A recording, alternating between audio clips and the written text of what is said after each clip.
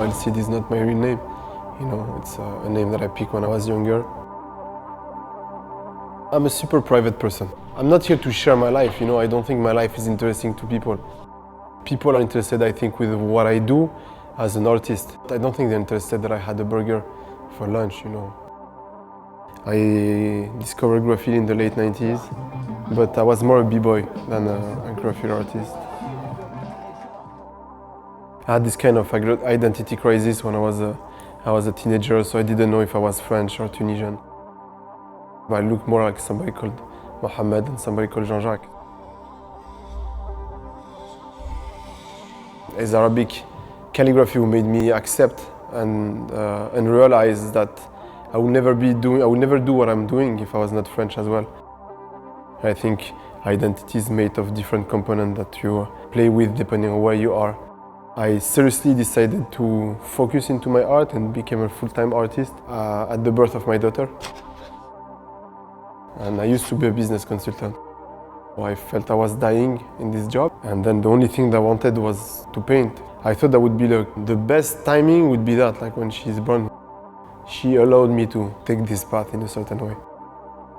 Why I came to Dubai, the idea was, you know, there's this kind of art scene that is growing, and I wanted to be part of this growing movement. It was important as an Arab artist to be in the Arab world. What is ironic is like I did more artwork out of the Arab world than in the Arab world. Sometimes I feel it's necessary to be far from the Arab world to have like a better perspective and vision. I started painting before the Arab Spring, and the funny thing is because I'm originally from Tunisia and because I paint in Arabic, a lot of people created this kind of romance. I was not even in Tunisia during the revolution, so I cannot claim anything. And it will be too opportunistic for me to say this. Some people lost their life. I couldn't surf on it, you know, and just try to bring the light on me.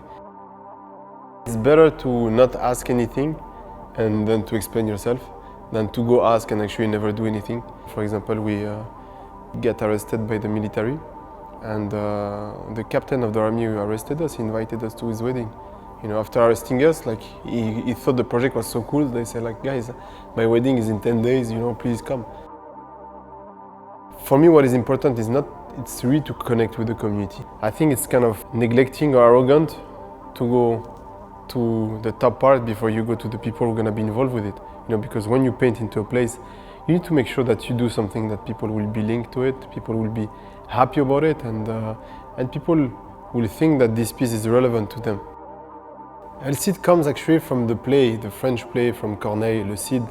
And I was in French class when I was 16 in Paris, and our teacher was telling us, Le Cid is coming from the Arabic word Al-Sayyid, which means the man, the master. And so I say I'm the man, and so I call myself El Cid.